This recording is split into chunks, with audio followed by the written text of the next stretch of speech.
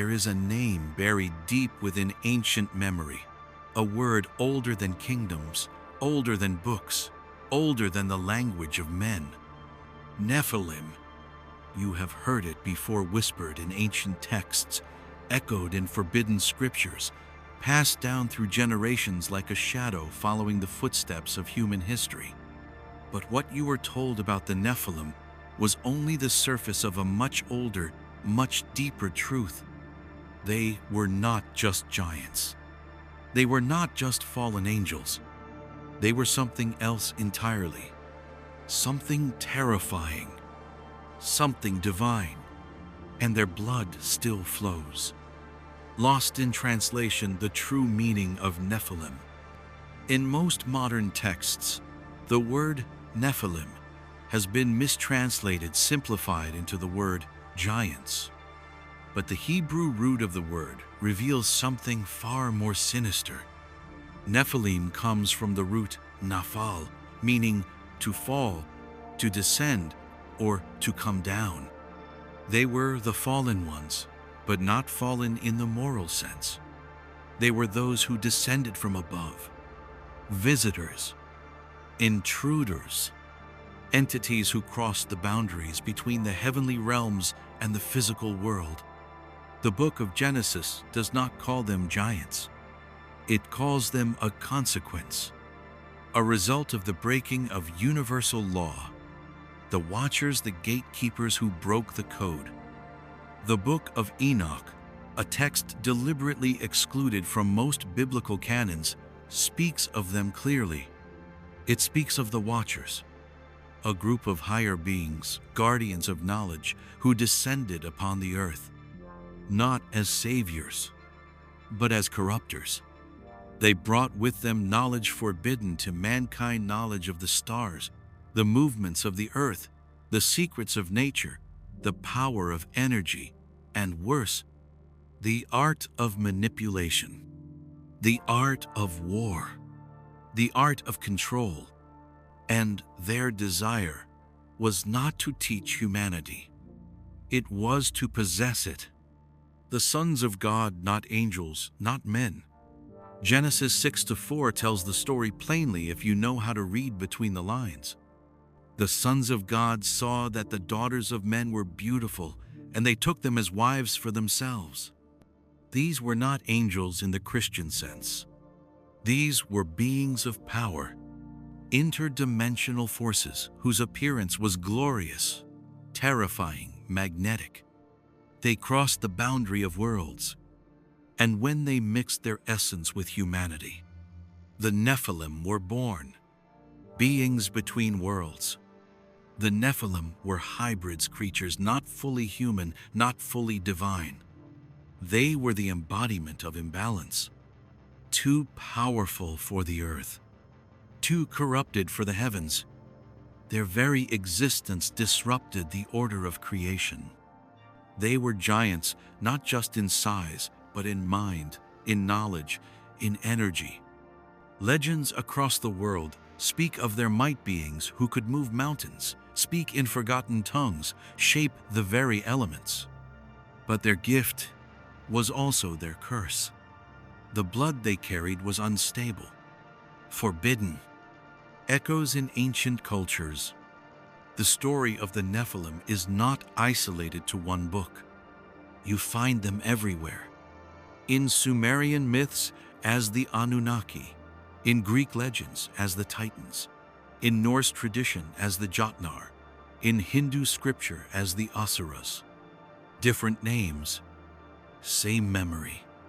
Fragments of a truth too large to be buried, too dangerous to be told. The bloodline that never died. This is why their story matters. Because history wants you to believe they disappeared, that the flood wiped them from the earth. But energy does not die. Bloodlines do not vanish. They hide. They adapt. And in the shadows of human history, their descendants still move. Waiting, watching, remembering. They were never myths. They were warnings.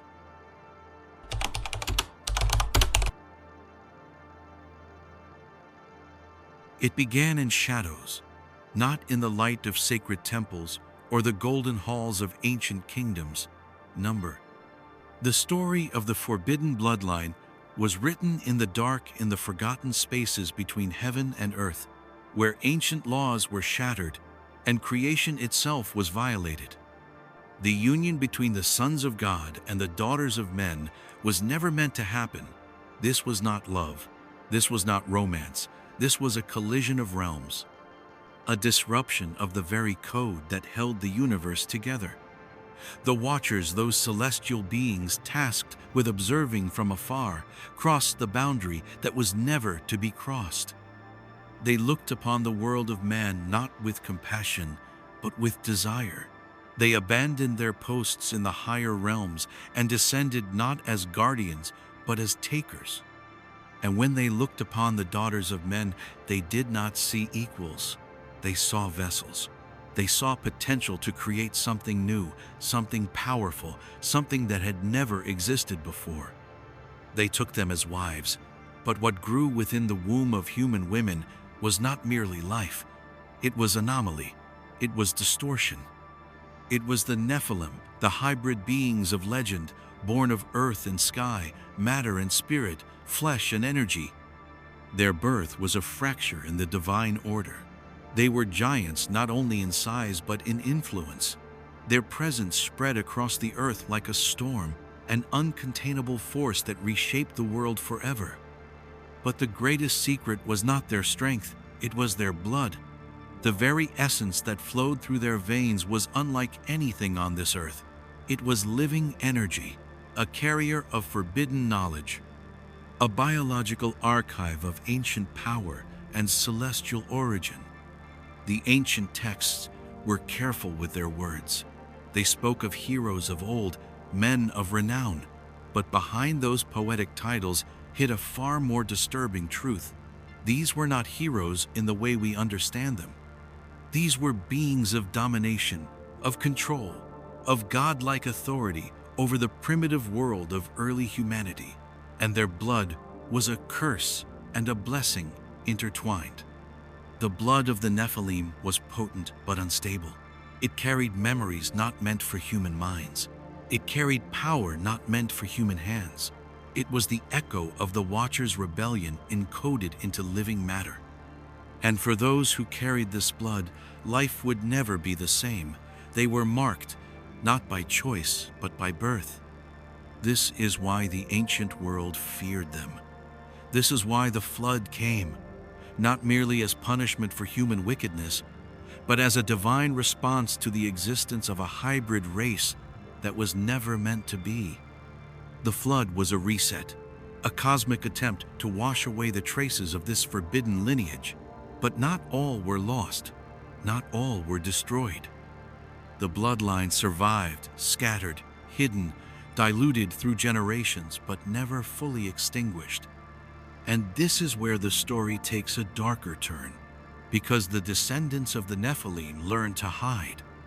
They learned to move in the shadows of history, to intermarry with kings and queens, to veil their symbols in religion, in architecture, in secret societies. They learned to protect the bloodline not through power alone, but through secrecy. Royal families across the world, from Egypt to Sumer to Europe, guarded their lineage with obsession.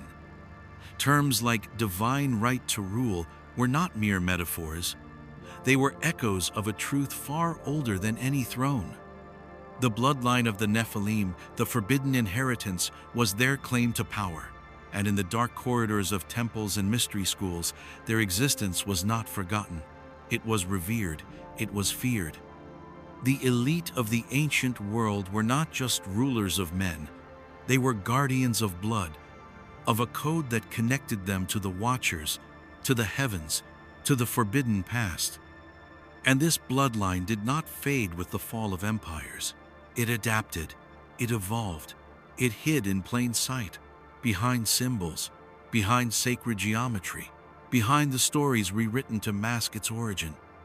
To this day, whispers of the Nephilim bloodline persist, not only in ancient texts, but in the architecture of power, in the silent symbols carved into stone, in the rituals of those who still remember, in the secret societies who trace their roots far beyond the known history of man. And perhaps the greatest secret of all is that this bloodline was never about physical power alone.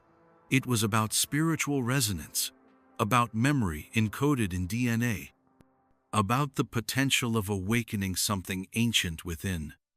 This is why the story of the Nephilim has been buried, ridiculed, dismissed, because to remember it is to unlock a forbidden door, a door not only to the past, but to yourself. And those who control this world fear nothing more than a humanity that remembers who and what they really are.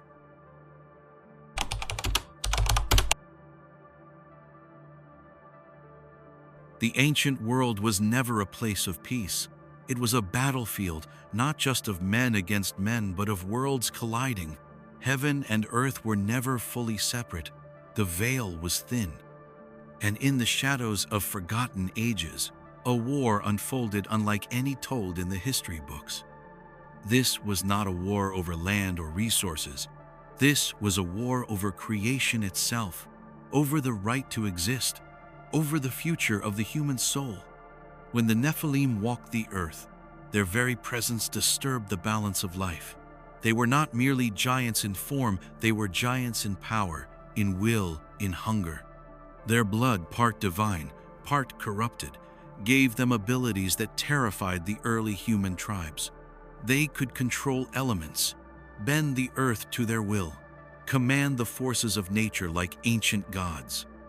But they were not gods. They were trespassers in a world not built for them, and the earth began to rebel.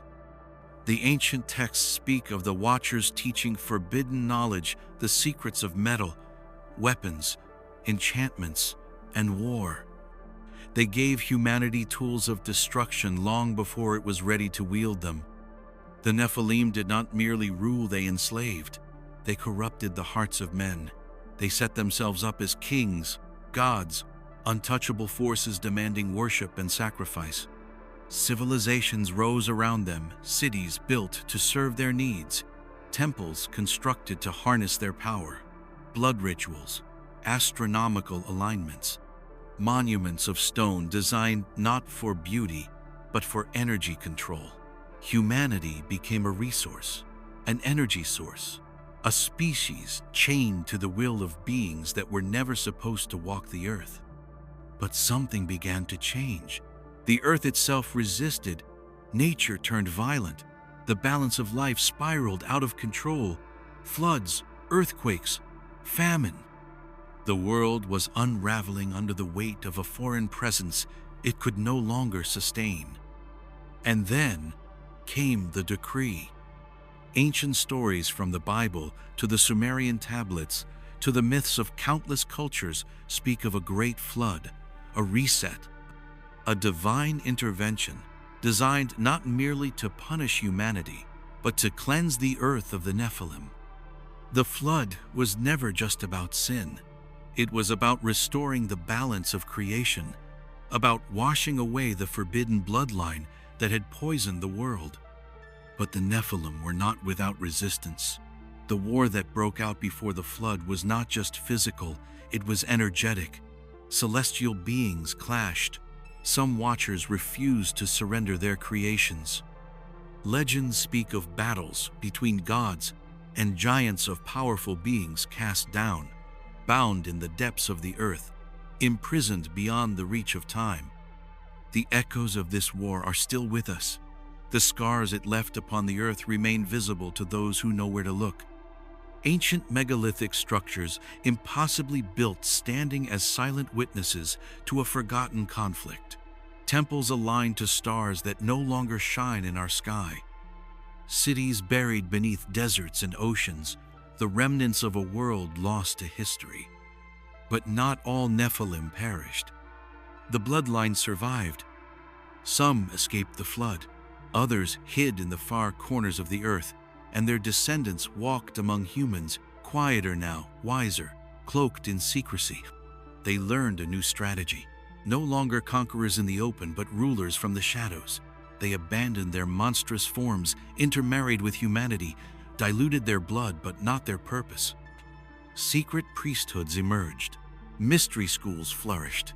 Knowledge once used for domination became encoded in symbols, in rituals, in architecture. And the war changed form. No longer a war of swords and stone, but of ideas, of control over history, over religion, over the very perception of reality. The real war for Earth never ended. It simply went underground. And in the veins of certain families, in the rituals of secret societies, in the architecture of power, the blood of the Nephilim still flows. Silent, waiting, watching. Not every human carries their legacy, but not every human is free from their influence either. We walk through a world shaped by a war we do not remember, fought by ancestors we were never taught about, against forces that never truly left. And the question that remains, is the war really over? Or are we living in the next phase of their ancient plan?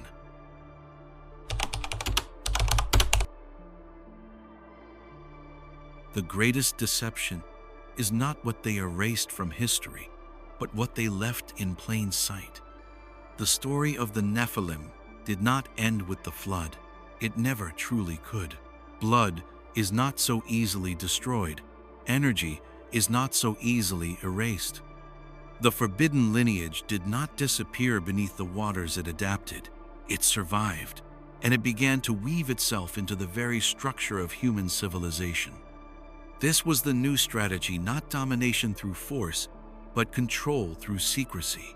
No longer giants towering above men, no longer gods demanding sacrifice.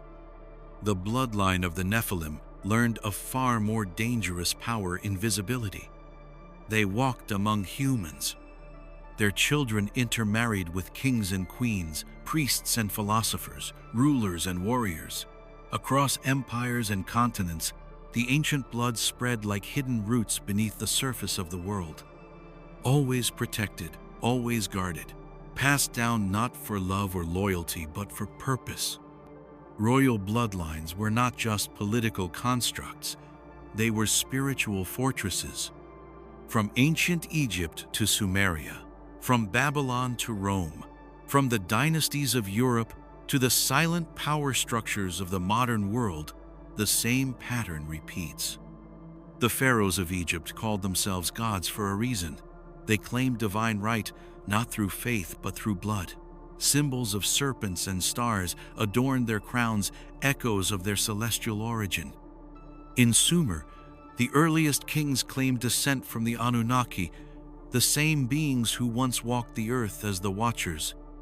In Rome, the emperors traced their lineage to the gods, creating dynasties built not only on conquest, but on an ancient inheritance most would never understand.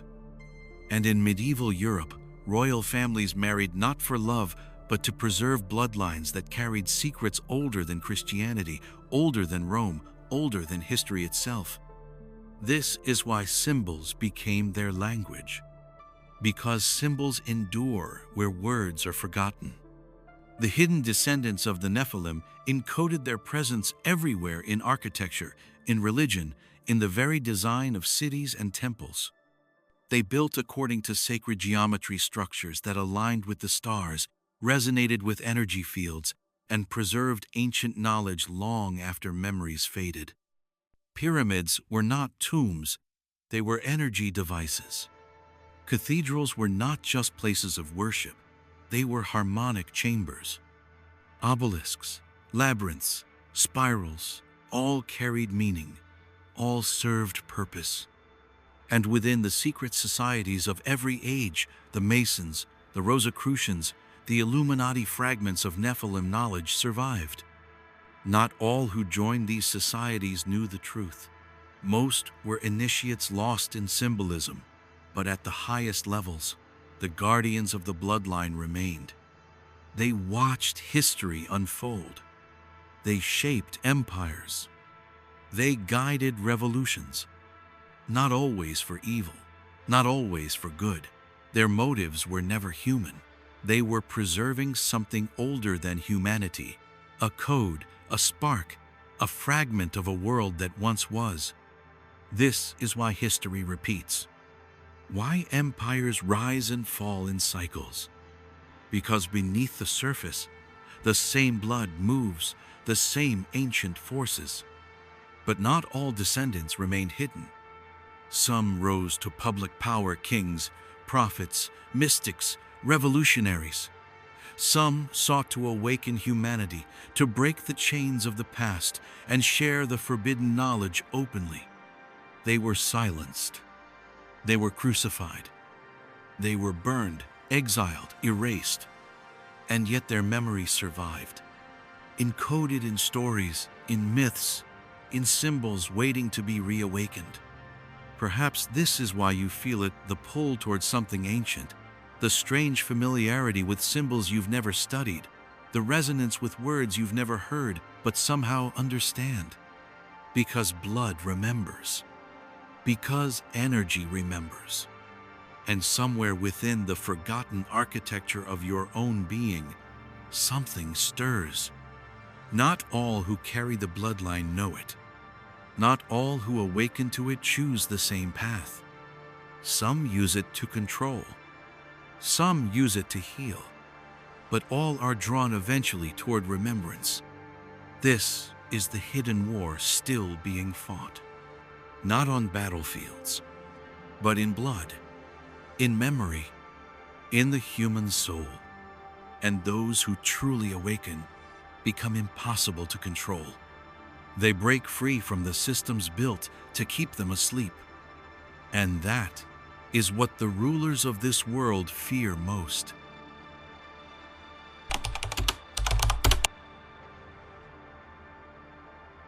Some truths are hidden so deeply that only the wise will ever find them, but others, the most dangerous ones, have always been right in front of you, because that is how true power hides, not in shadows, but in plain sight. The symbols of the Nephilim, the forbidden bloodline, are all around you, etched into the architecture of your cities, woven into the crests of empires, imprinted on the currencies you hold, and embedded within the very systems that rule your life. You were raised to see these symbols as decoration, art, tradition, but they are none of these things. They are keys, codes. They are ancient signatures left by those who still walk this world, not to boast, but to remind each other who truly rules beneath the surface of history. The Nephilim bloodline never relied on armies alone. They mastered a far older technology, the science of symbols. Symbols speak to the subconscious. They bypass the rational mind. They imprint themselves upon your inner world, shaping thoughts, feelings, and perceptions without your awareness. This is why ancient civilizations were obsessed with them. The spiral, the serpent, the eye, the star. These were not random artistic expressions. They were the language of energy, the geometry of reality itself. And the descendants of the Nephilim, the architects of ancient power, understood this. They built their cities according to cosmic alignments, placing temples, obelisks, and monuments in precise locations that resonated with the energy of the earth and stars. They encoded sacred geometry into the very walls of their structures, patterns that harmonized with the frequencies of life, drawing energy from unseen realms. Look closer. The eye of providence staring from the dollar bill. The pyramid crowned with radiant light. The serpent coiled around the staff of medicine. The twin pillars standing guard at the entrances of banks, temples, and universities. The hidden hand gestures of world leaders. The pentagrams, hexagrams, and ancient sigils carved into the architecture of power. None of this is accidental. Every symbol carries an energetic charge, a silent command to the subconscious. It does not matter whether you believe in it or not. The ancient science of symbols does not require belief. It operates beneath thought. It operates within energy. And that is why it has never been abandoned. The rulers of this world, those who carry fragments of the forbidden bloodline, know that the war for Earth is no longer fought with swords or armies. It is fought in consciousness. It is fought in the unseen. And the battlefield is your mind. The symbols of the Nephilim are not confined to ancient ruins. They are alive in the corporate logos of the modern world. They are alive in the design of cities, in the placement of monuments, in the ritualistic layout of government buildings. Have you ever wondered why Washington, D.C. mirrors the layout of ancient Rome? Why London's financial district is guarded by dragons? Why Vatican City is shaped as a sunwheel, the same as the ancient solar cults of Egypt and Babylon? The bloodline remembers, and their power is sustained by symbols, by geometry, by ritual. But not all symbols enslave. Some awaken. Some liberate. The tree of life, the flower of life, the ancient sigils of protection, healing, and cosmic connection. These symbols were never meant to belong only to the elite. They were part of the original human inheritance, a universal language of energy that allowed ancient civilizations to live in harmony with the cosmos. But when the bloodline of the Nephilim fell into corruption, they twisted this language for control, for domination, for enslavement. And yet, the knowledge still remains, scattered, hidden, waiting for those who can see beyond the illusion. Perhaps you have already felt it. The strange pull toward ancient symbols. The intuitive sense that certain patterns calm you, activate you, call you home. This is no accident. Your DNA remembers. Your energy field recognizes what your conscious mind has forgotten. Because the same symbols used to control humanity can be used to free it. It all depends on awareness. It all depends on intention. Those who rule through symbols fear nothing more than a population that understands the language of energy. Because once you see the code, once you learn to speak the forgotten language, their control begins to dissolve. And that is why the story of the Nephilim has been hidden, not to protect history, but to protect power.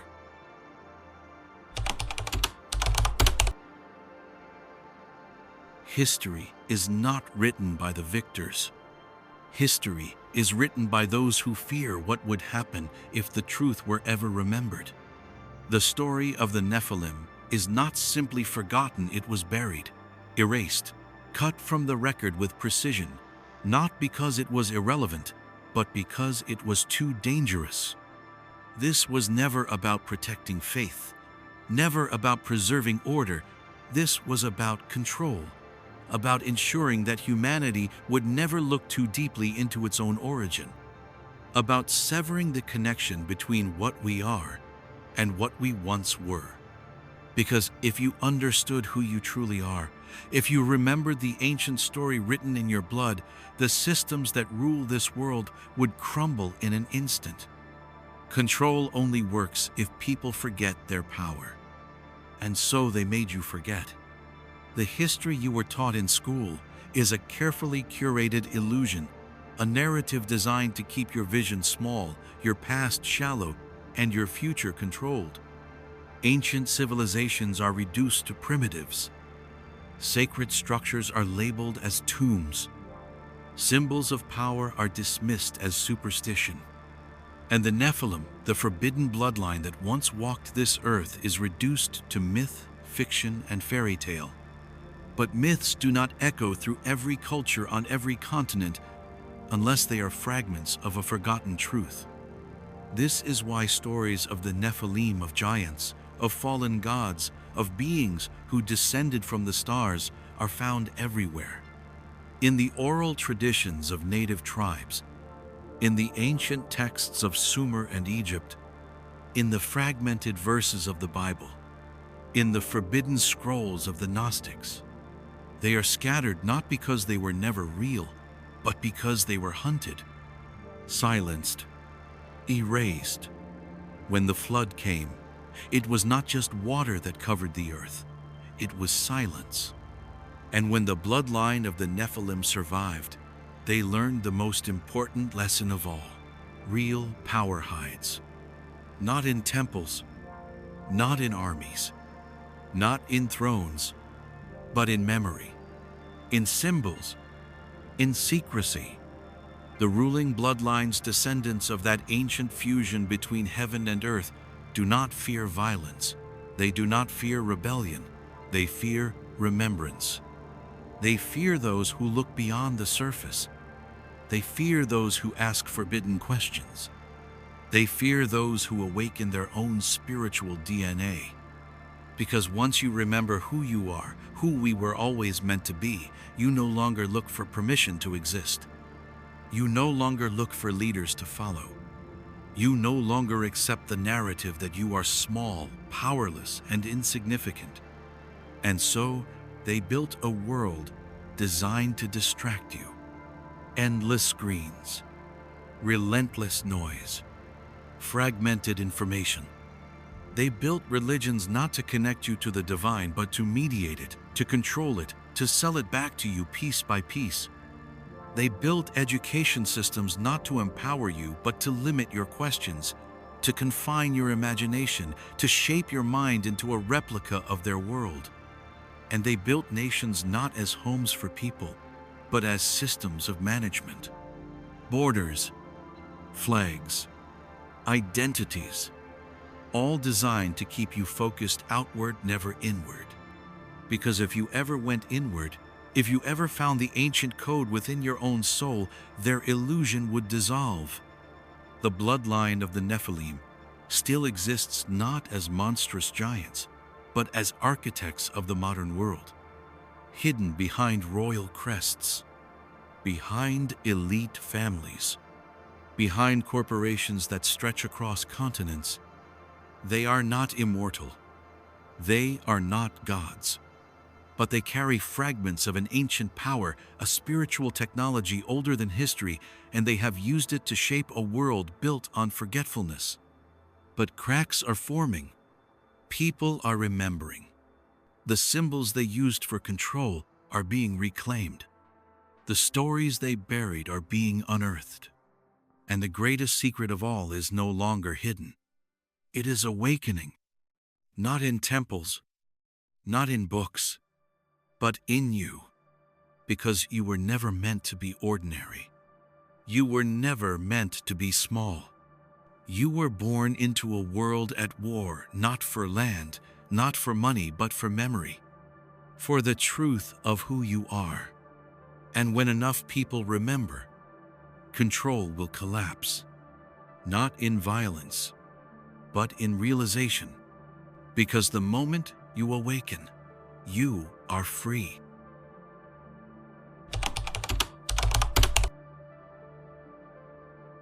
Not all wars are fought with swords. Some are fought in silence, in forgotten memories, in ancient dreams, in the deep places within the human soul where history was never truly erased. Because the greatest war of all is the war for your own identity. You were born into a world built on forgetting. From the moment you opened your eyes, the systems around you began to shape your vision, to tell you who you are, to teach you what is possible and what is impossible, to feed you a story so small, so carefully crafted that you would never dare look beyond it. But what if the greatest lie was not what they told you, but what they made you forget? The bloodline of the Nephilim was never just about genetics. It was never just about kings and queens, temples and thrones. It was about a frequency, an ancient signal encoded within the very structure of life.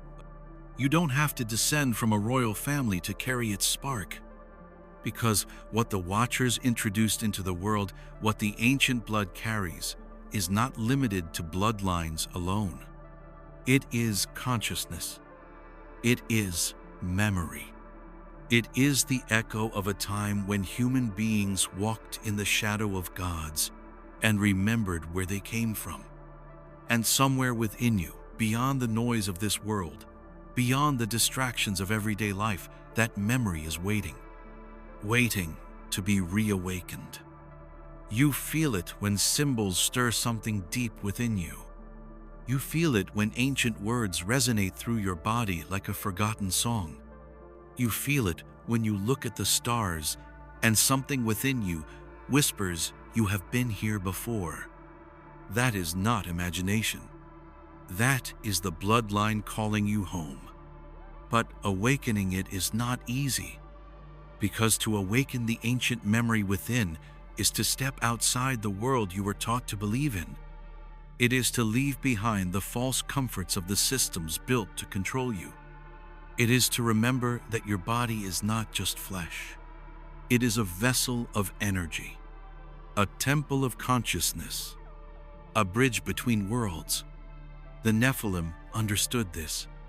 This was their curse and their gift, to be beings between realms, neither fully divine, neither fully human. And whether or not you descend from their physical bloodline, humanity itself was forever changed by their presence. Their knowledge became part of our story. Their power became part of our potential, but only for those brave enough to remember. This is why meditation was practiced in silence. This is why symbols were carved in stone. This is why ancient songs and chants aligned the body to the cosmos. Because the universe does not speak in words. It speaks in frequency, in vibration, in energy. And the language of the Nephilim, the ancient technology of consciousness, still flows beneath the surface of your being, waiting for you to listen, waiting for you to align. Awakening the bloodline within is not about claiming superiority. It is not about power over others. It is about power over illusion, power over fear, power over the false narratives of control. When you remember who you truly are, not as a story told by governments, religions, or history books, but as an infinite consciousness connected to all life, the chains begin to fall. You begin to see the systems for what they are. You begin to feel reality shifting around you. Synchronicities increase. Intuition sharpens. The world becomes alive again, not as a prison, but as a playground for creation. Because the bloodline of the Nephilim was never the end of the story. It was the beginning of a new evolution.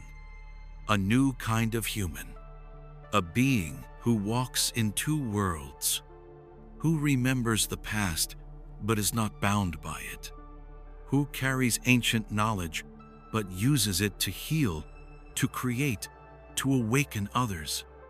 And this is the moment we now face. Not all who carry the ancient blood will choose the path of awakening. Some will cling to power.